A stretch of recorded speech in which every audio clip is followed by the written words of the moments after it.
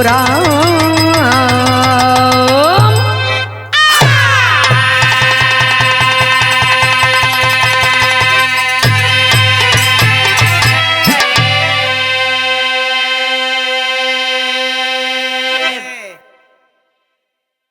मैं गायिका कुमारी सुमित्रा नंदिनी प्रयागराज की पावन सरजमी से ओपी म्यूजिक मां स्टूडियो के द्वारा बिरहा की रिकॉर्डिंग की जा रही है और आप सब इस बिरहा को सुनेंगे।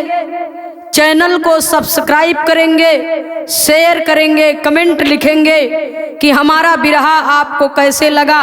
हम अपनी पूरी पार्टी की ओर से आप सभी श्रोता सज्जनों के श्री चरणों में कोटि कोटि प्रणाम करती हूँ, नमन करती हूँ। जय श्री कृष्ण।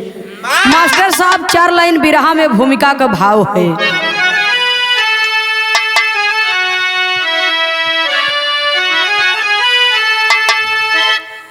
पाप छिपता नहीं, पाप मिटता नहीं, पाप कटता नहीं, एक दिन पाता सजा। पाप लेता मजा, दूषित करता फजा। पाप का जल्द ही नियराता कजा। पाप का बाप है लोभ जिसने किया, मोह के जाल में वह जकड़ता गया। पाप कर कितने पापी नरक बनी गए, पाप में उनका जीवन ही लेता राजा।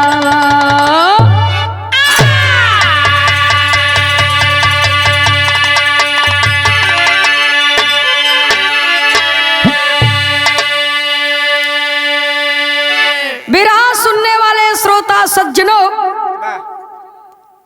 गायिका कुमारी सुमित्रा नंदिनी प्रयागराज एंड पार्टी की ओर से आप राजस्थान कांड सुनने जा रहे हैं। बिरहा के अंदर एक लाइन गजल का भाव है, कहना है।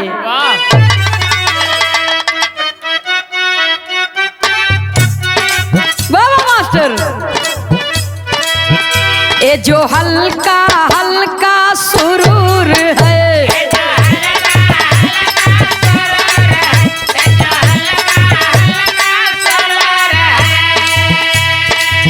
सब तेरी नजर का कसूर है।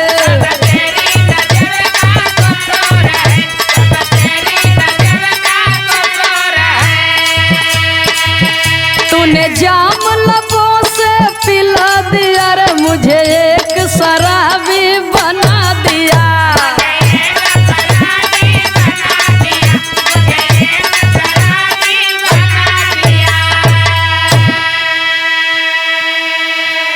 लेकिन बिरहा में भाव है, ये जो माया का संसार यहाँ,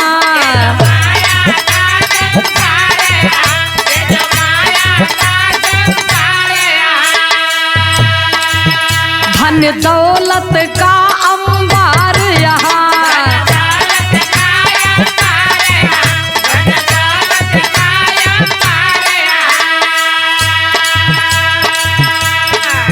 मेरी नजरों से क्यों गिरा दिया रे मुझे, एक हत्यारा बना दिया।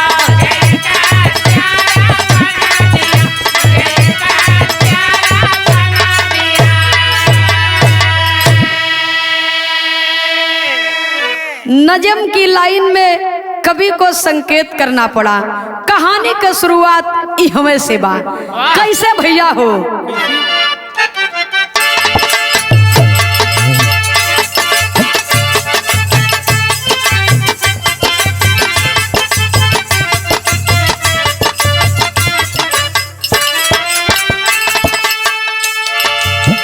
रेगिस्तानी राजस्थान की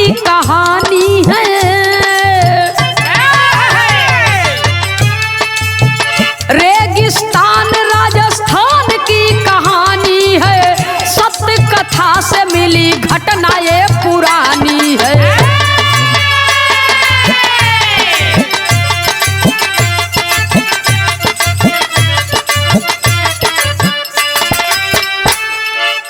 गजाधर सेठ उनका जमींदारी घराना था। गजाधर सेठ उनका जमींदारी घराना था, मगर दिल में भरा इंसानियत तराना था।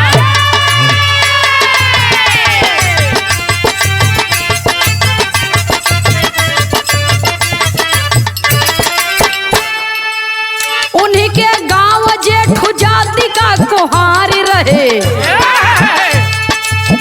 उन्हीं के गांव जेठू जाति का कुहार रहे। एक था बेटिल लेकिन बड़ा होनहार रहे।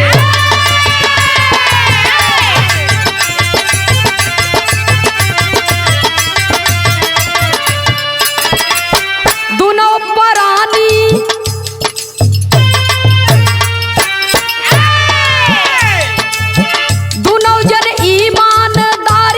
मिसाल रहे। दोनों जन ईमानदारी का मिसाल रहे। मेहनत से मिल जाता जो उसी में खुशहाल रहे।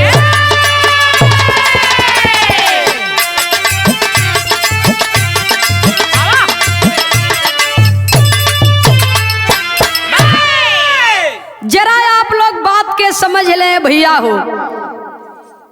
रेगिस्तानी इलाका राजस्थान, लोग अपने जीवन का गुजर बसर कर रहे हैं अपनी संस्कृति और अपनी सभ्यता के बंधन में बंधे। धीरे धीरे समय बीत रहा है और अपने तौर तरीकों से अपनी माटी की महक को, अपनी संस्कृति को अगर हकीकत में देखने को मिलता है तो वो रेगिस्तान में बाबूजी राजस्थान की धरती पर देखने को मिलता है। बिरहा के अंदर कवि को संकेत करना पड़ा।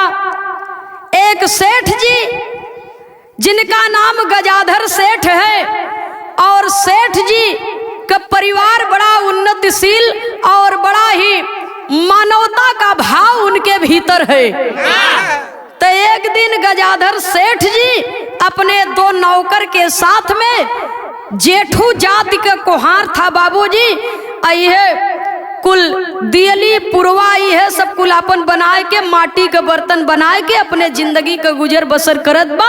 एक पत्नी है, एक ही बेटवा बा, एक ही बेटवा बा, गुजर बसर कर रहे हैं बाबूजी। और तब तक गजाधर सेठ दरवाजे पर पधार दिए, और जब पधार दिए तो कहते क्या है, बिरहा में तर्ज का भाव है मास्टर साहब।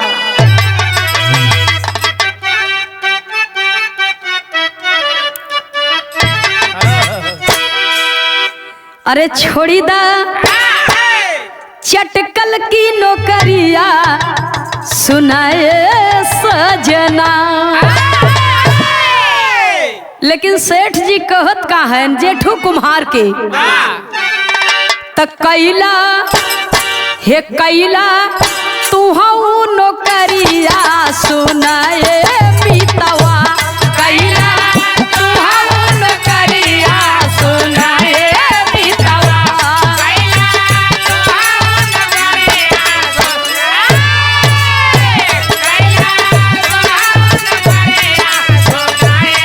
मितवा। तते बई भरपुर पगरिया सुनाए मितवा।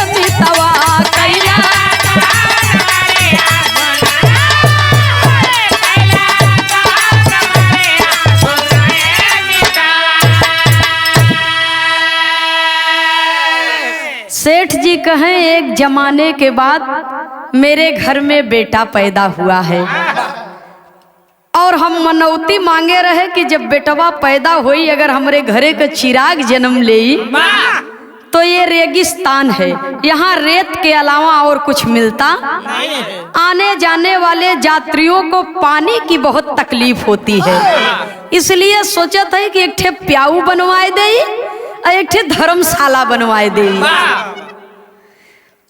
तो तू दोनों प्राणी अपन परिवार के साथ में वही चला, गांव से कुछ दूरे पर, गांव से कुछ दूर पर और वही धर्मशाला पर नौकरी कर, आवे जाए वालन के सेवा कर। स्वार्थ का स्वार्थ हो जाई और परमार्थ का परमार्थ हो जाई, दोनों काम हो जाई।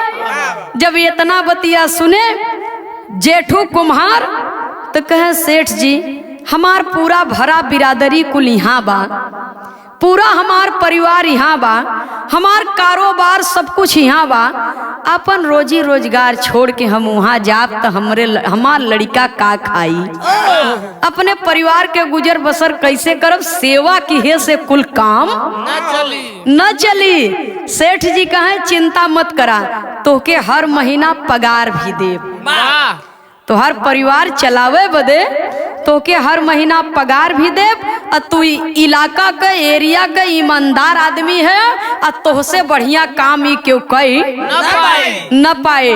धर्मशाला की नींव रखा गई, धर्मशाला बन करके तैयार हो गया और पानी पीने के लिए प्याऊ भी बन करके तैयार हो गया। अब गजाधर सेठ जी के आदेशानुसार जेठू कुम्हार अपनी पत्नी अपने बेटा को लेकर के चल दिए गांव छोड़ करके, अपना गांव घर छोड़ करके चल दिए और धर्मशाला में जा करके रहने लगे, गांव से काफी दूर पर। आने जाने वालों की सेवा करते, उन्हें पानी पिलाते, रोटी बना करके खिलाते, अपन परिवार का गुजर बसर भी होत बा। तब बिरहा में एक लाइन तर्ज का भाव है मास्टर साहब।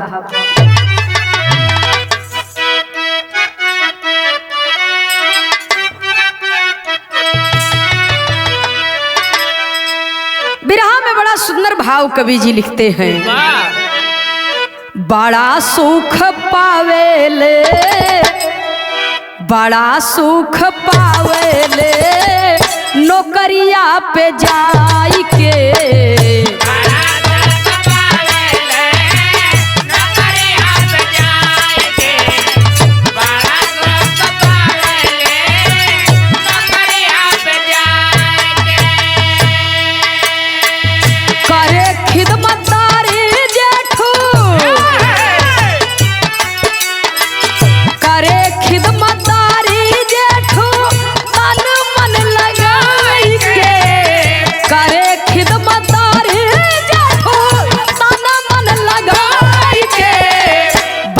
सुख पावेले नौकरिया पे जाई के,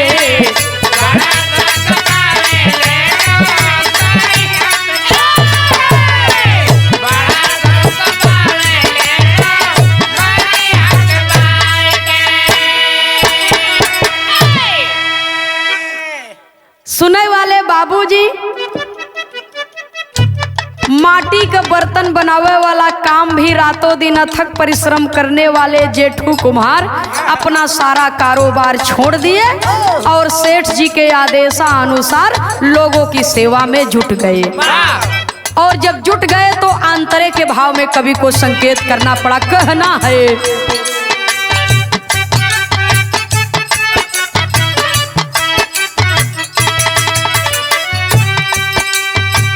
बहुत पुण्य पाऊ बस सोचे कई के सेवादारी,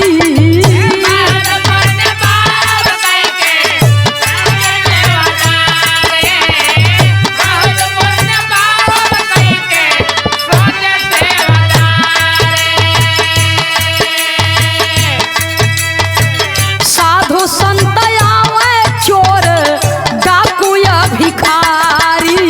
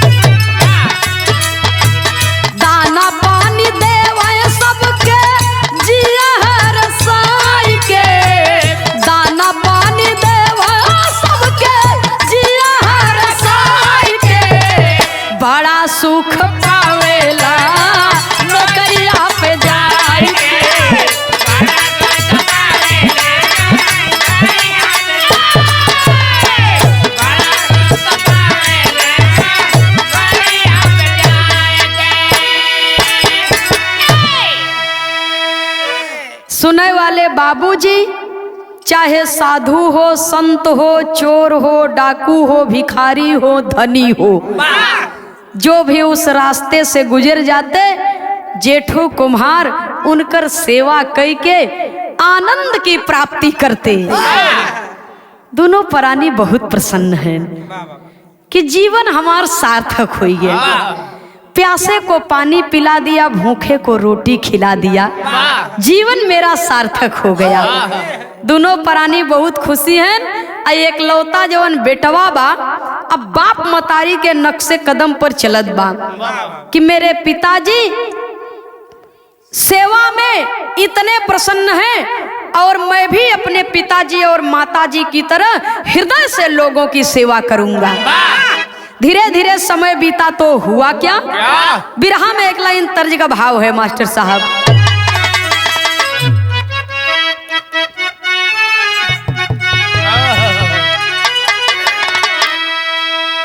तर्ज का लाइन है, अरे पिया मोर कुंवर कन्हैया, और पिया मोर कुंवर कन्हैया, बोलावल बसुरिया बजाई के।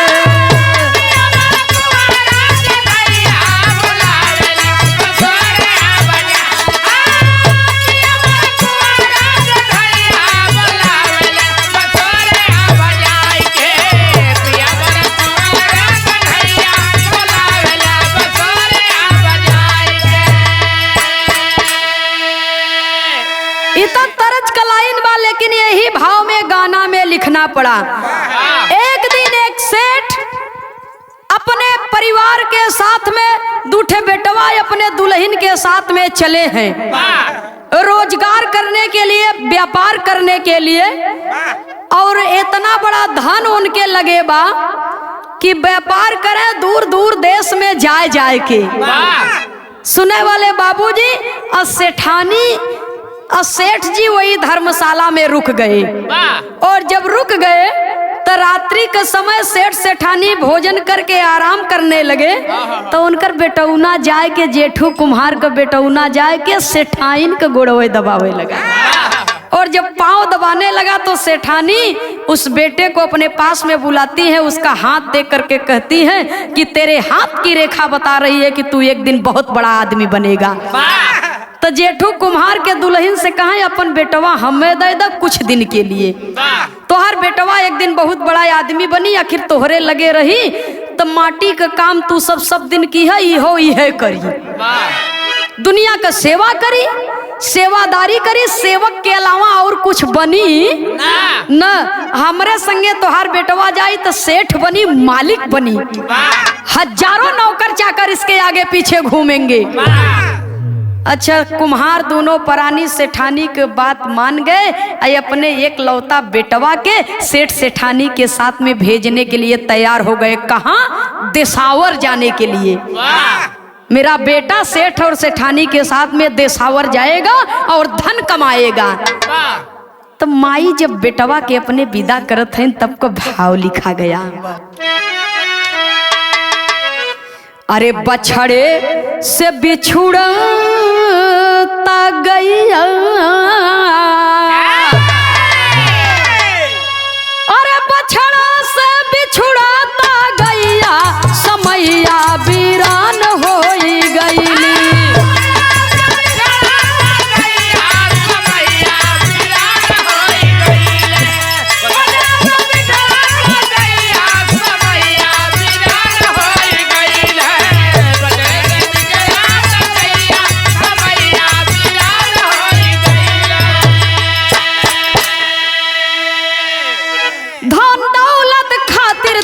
चली भैला लनावा,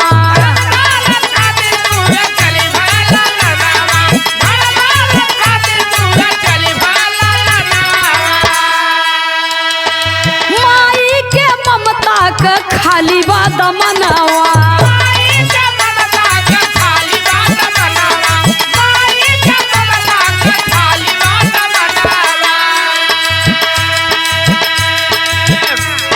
माहुर बनी गईली समैया,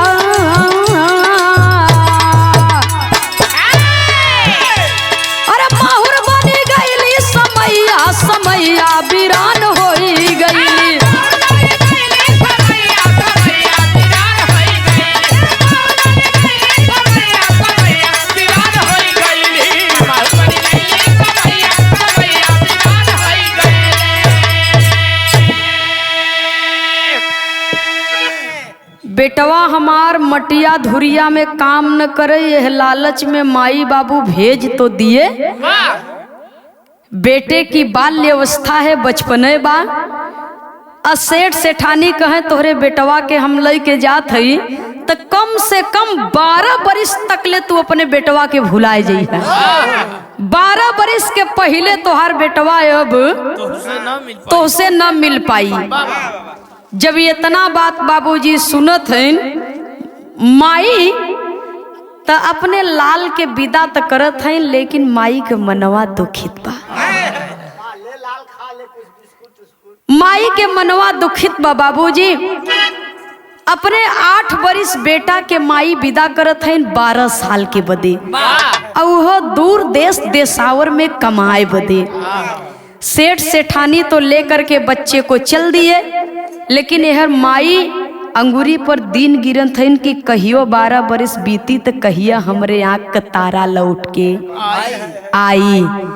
बेटवा तो चल गया, लेकिन जो यात्रियों का सेवा करने की प्रतिज्ञा लिए है दोनों प्राणी, बेटवा के जाने का दुख है बाबूजी, लेकिन फिर भी जो आ रहे हैं अतिथि उनकी सेवा तो करनी ही है।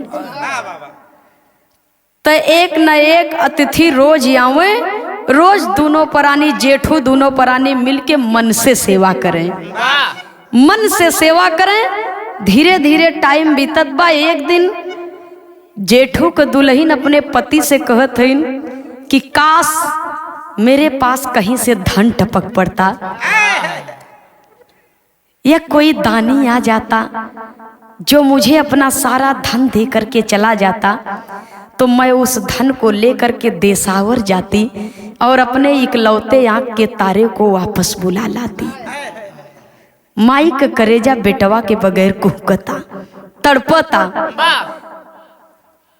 और तब तक जेठू कुम्हार कहत हैं, सपना सजावत हैं दोनों प्राणी कि अपने कुएं में से पानी की जगह अगर सोना निकल जाए, कुछ धन निकल जाए, तब अपने बेटा के लिए आए के चली आई।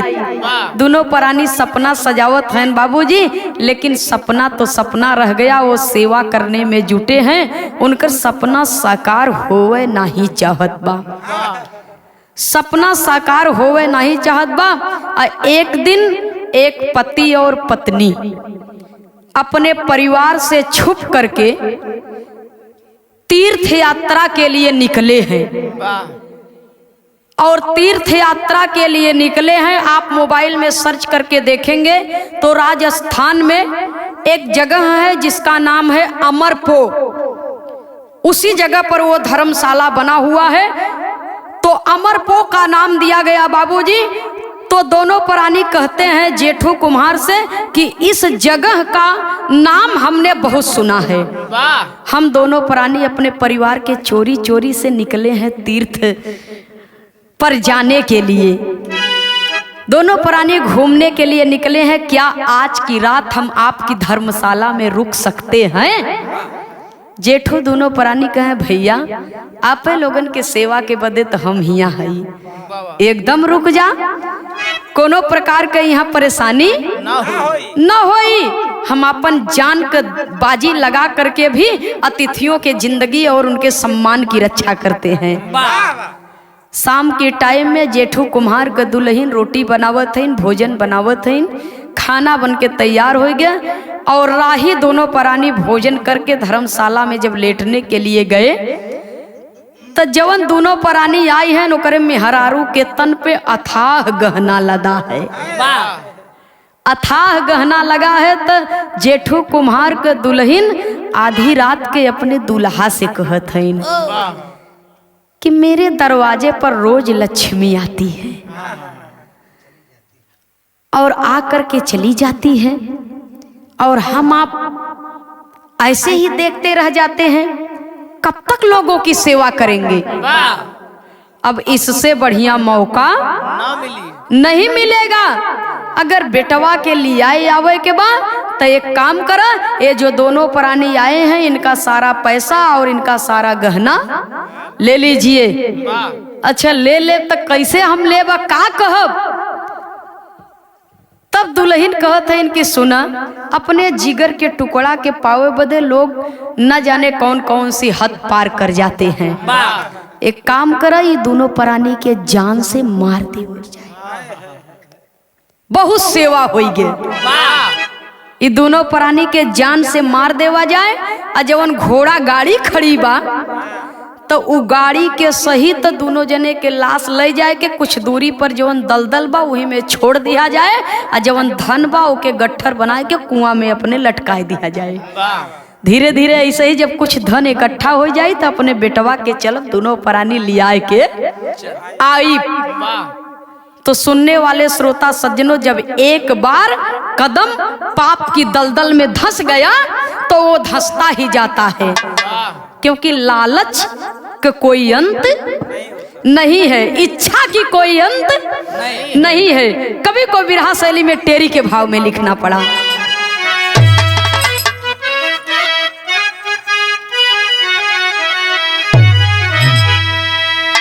अरे मोरे राम,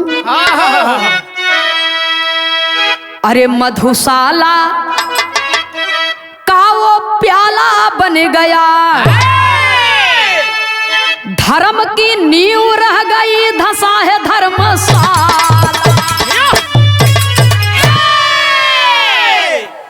धर्म की नींव धंस गई, रह गया धर्मशाला, मधुशाला का वो प्याला बन गया। जो ईंटा चूना पत्थर सीमेंट बालू से बना था वो धर्मशाला लोगों का आशियाना तो वहीं रह गया, लेकिन जो उसमें धर्म करने वाले थे आज धर्म की नींव पाप के दलदल में धंस गई। धर्म की नींव जब पाप के दलदल में धंस गई तो दोनों प्राणी जा करके बाबूजी वो सोते हुए यात्रियों का, पति पत्नी का खून कर दिए, उनकी हत्या कर दिए और उनके सारे धन को ले लिए और गट्ठर बना करके कुएं में लटका दिए और दोनों प्राणी की लाश और गाड़ी सहित ले जा करके दलदल में धकेल दिए। और जब दलदल में धकेल दिए बाबूजी, रात बीती, सुबह हुआ। अब नित्य प्रतिदिन ऐसे ही यात्री आते और जो भी यात्री आते और दोनों प्राणी भोजन बना करके खिला करके उनको सुला देते और अंत में धन के लालच में उन्हें मौत की नींद सुला देते। धीरे धीरे समय बीतने लगा तो कवि को संकेत करना पड़ा पहपट के लाइन में।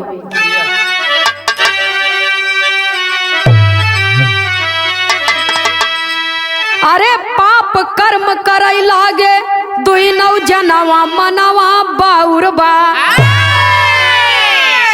ए भैया पाप कर्म करई लागे दुई नौ जनवा मनवा बाउर बा। औ हत्या कई के लेते माल खजनवा मनवा बाउर बा।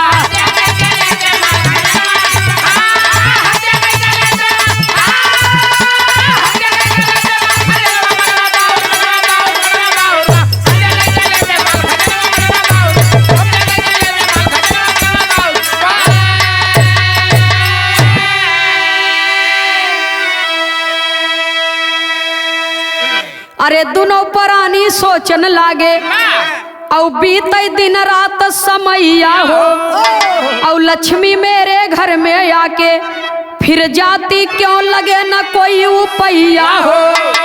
अरे मार कर फेंके दलदल के स्थनवा मनवा बाउर बा। रोज करने लागे नित बधनवा मनवा बाउर बा। जे भी आवे ओके मार के ओकर धन लूट के रख ले और लाश के वही दलदल में ले जाए के फेंक दे। धीरे धीरे अब नित्य प्रतिदिन का उनका काम बन गया था। एक दिन दोनों प्राणी कहत हैं मेरे पास धन काफी हो गया है, मेरे पास धन काफी हो गया है, अब इतना धन से तो हम अपन बेटवा वापस लिया ही ले। इतना धन हमारे पास इकट्ठा बा कि अपन बेटवा वापस ले आए ले। तब जेठू कुम्हार समझावत है कि पागल मत बना, अगर ये धन लेके जाबू खर्चा करके बेटवा ले आइए वो तो जांच परख हो लागी तो पकड़ाए जाब दोनों प्राणी। अब जैसे इतना दिन वैसे ही कुछ साल और बीत जाए, तब 12 बरिस बीत ही वाला बा। जब हमार बेटवा धन कमाए के देसावर से लौटे तो उसके कमाए हुए धन में इस धन को हम मिला देंगे। उसके लाए हुए धन में इस धन को हम मिला देंगे तो हमारे ऊपर केहू शक न करी। हमार परिवार खुशी खुशी बीती। अब बढ़िया 2 तल्ला मकान बनवाई, अब बढ़िया से व्यवस्था कराए के एक ठे भंडारा कराए दे। 4 लोगन का बिरादरी भाई लोगन का समाज के कुछ लोगन के बुलाए के भोजन कराए दे। हमहू तो हो के आशीर्वाद मिली, हमरे बेटवों के आशीर्वाद मिली। पागल मत बना, कुछ दिन और संतोष कैला। धीरे धीरे बाबूजी समय बीता, और जब समय बीता ज्यों ही 12 बरिस पूरा हुआ तो कवि को संकेत करना पड़ा। आल्हा के लाइन में कहना है,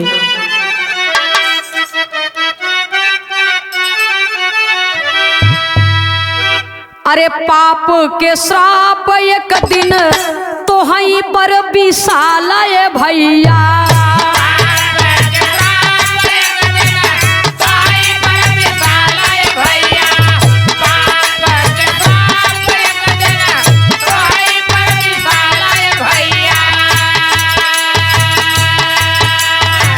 संत हो भिखारी चाहे डाकू सरदार,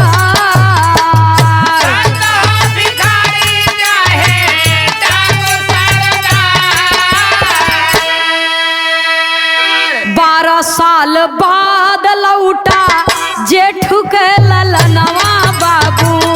12 साल बाद लौटा जेठू के ललनवा बाबू।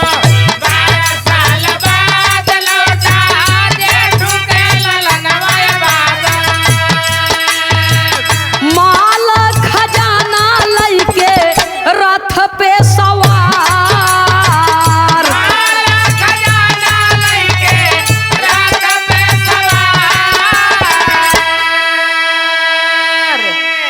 ठीक 12 बरिस बाद जेठू कुम्हार का लड़का देसावर देश से काफी धन कमा करके सोना चांदी हीरा मोती जवाहरात का ढेर लग गया है और वो बहुत बड़ा व्यापारी बन गया है, बहुत बड़ा आदमी बन गया है।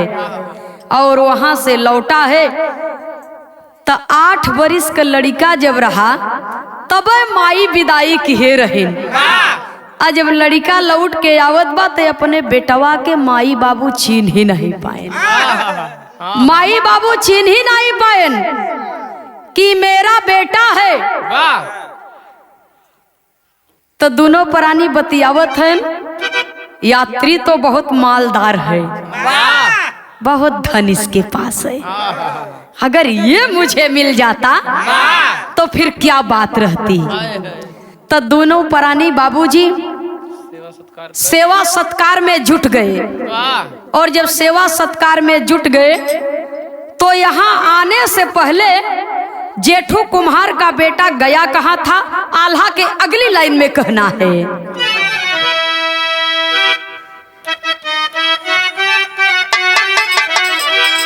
अरे गयल ससुरारी मिलल अपने गुजरिया से।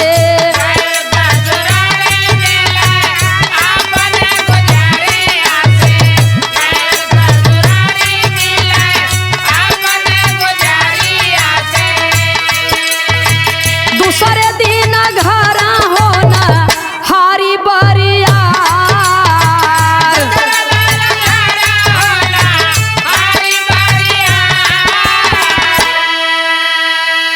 और चिन्ह नाही पाई माई आपन सुगनवा भैया।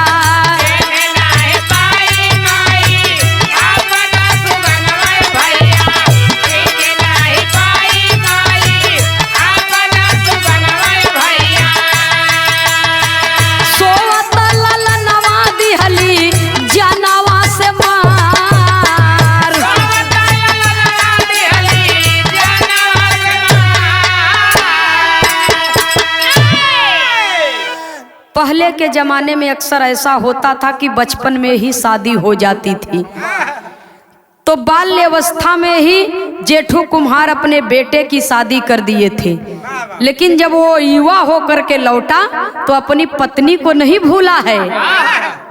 वो ससुरारी गया और अपनी पत्नी से दीदार किया, अपने सास ससुर से मुलाकात की और दूसरे दिन घर पे आया। तो जेठू कुम्हार दोनों प्राणी सेवा सत्कार में जुट गए। सेठ जी, यहाँ पर किसी बात का डर नहीं है, आप तनिक भी चिंता मत करिए, आप भोजन करिए और आराम से चैन की नींद सो जाइए। यहाँ किसी बात का खतरा नहीं है, चोर डाकुओं का भी डर यहाँ नहीं है। इस स्थान का नाम है अमरपो और यहाँ की चर्चा बहुत दूर दूर तक है। सुनने वाले श्रोता सज्जनों, बेटा 12 बरिस बाद आया है और सोचत बा कि माई बाबू के अपन परिचय न बताऊ। देखी हमार महतारी बाप हमें चीन पावत है कि नहीं। बचपन की बहुत सारी यादें शेयर करता है, लेकिन फिर भी माता पिता उसे पहचान नहीं पाते हैं। और अंत में आधी रात को पिता गणासा लेकर के जाते हैं बाबूजी और अपने सोते हुए लाल के गर्दन पर वार करने लगते हैं। सोते हुए लाल के गर्दन पर वार करने लगते हैं और आखिरकार में अपने बेटे को मौत के घाट उतार दिए। धन के लालच में, धन के लालच के वशीभूत होकर के आज जिंदगी कहां से कहां ले जा रही है। सोते हुए बच्चे का गर्दन काट करके मौत के घाट उतार दिए और सारे धन को घर में छिपा लिए और बेटे की लाश और गाड़ी सहित बाबूजी ले जा करके उसी दलदल में फेंक दिए।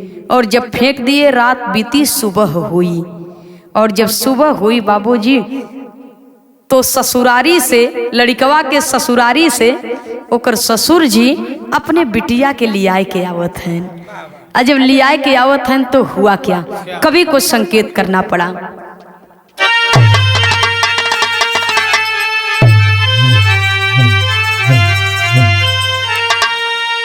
अरे लालच में अंधा होई के,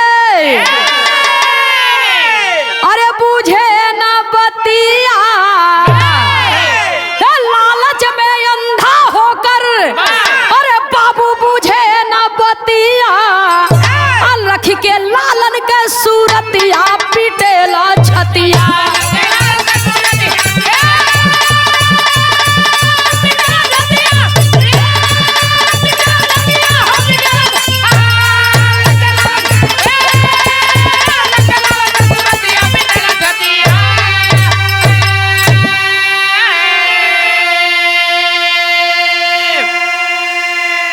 अरे पप्पवा के सांप उनके ऊपर बिसाई,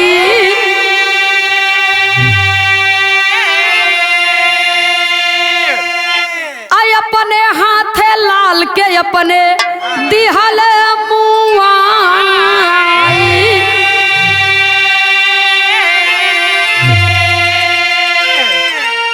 अरे जग हसाई खातिर ना, अरे डेरा आयल घतिया, जग हसाई होई ना डेरा आयल घतिया, आ सोचे लालन के सूरतिया पिटेला छतिया।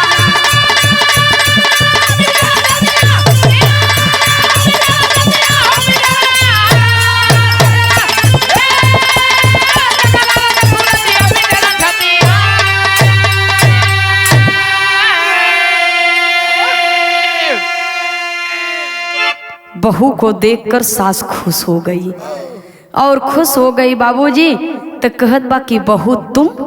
हाँ माँ मैं हूँ, पिताजी मेरे साथ में आए हैं, पिताजी मुझे लिवा करके आए हैं। 12 बरिस के बाद आज मेरे पति लौट करके आए हैं।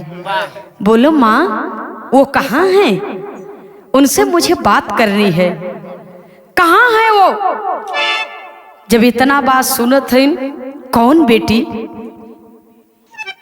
मेरे पति माँ, आपका बेटा। क्या वो कल घर पे नहीं आए? उन्होंने कुछ बताया नहीं, या आपने उनको पहचाना नहीं, या फिर वो कहीं चले गए हैं। मुझसे तो मिल करके आए थे और कह रहे थे कि मैं जा रहा हूँ, माँ और बापू को बताऊंगा नहीं, देखता हूँ वो मुझे पहचानते हैं कि नहीं। जब सारी बात बता देती है बाबूजी, सारी निशानी को बता देती है बहू, तब माता पिता के सामने पछतावे के अलावा और कोई रास्ता नहीं था। तो जिस धर्मशाला में अपने बेटे के ऊपर उन्होंने गणासा चलाया था, बेटे की हत्या की थी, जग हंसाई होगी, लोग सुनेंगे तो चारों तरफ बदनामी होगी।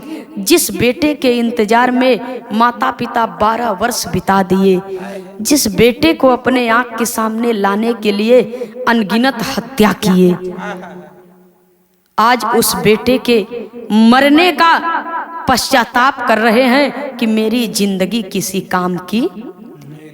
अरे दुनिया में माता पिता अपने बच्चों के उज्जवल भविष्य की कामना करते हैं, प्रभु के सामने हाथ फैलाते हैं कि हम खाई चाहे न खाई, लेकिन हमार बेटवा बिटिया सुखी रहे दुनिया में। और एक माता पिता हम लोग हैं, लालच में आकर के एक दिन इन हाथों से अपने बेटे का ही हत्या कर दिया मैंने।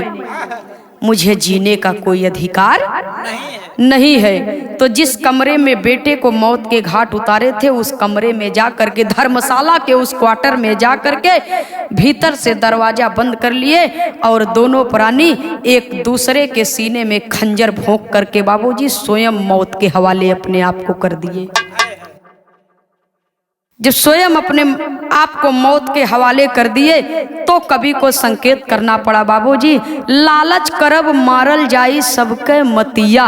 लालच इंसान को एक बार पाप की दलदल में ले गया तो दोबारा से इंसान को वहां से वापस आना नामुमकिन है बाबूजी।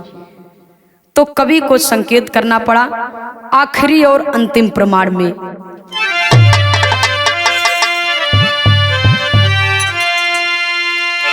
सीतारामित भाई लाल जी स्वर्ग में किए प्रस्थान,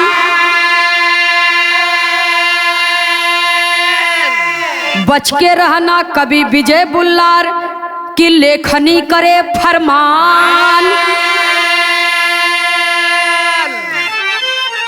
अरे राम मधुशाला का वो प्याला बन गया, ए बाबू मधुशाला का वो प्याला बन गया। आनंदनी खेमराज से बिरहाया जिगवाला, मधुशाला के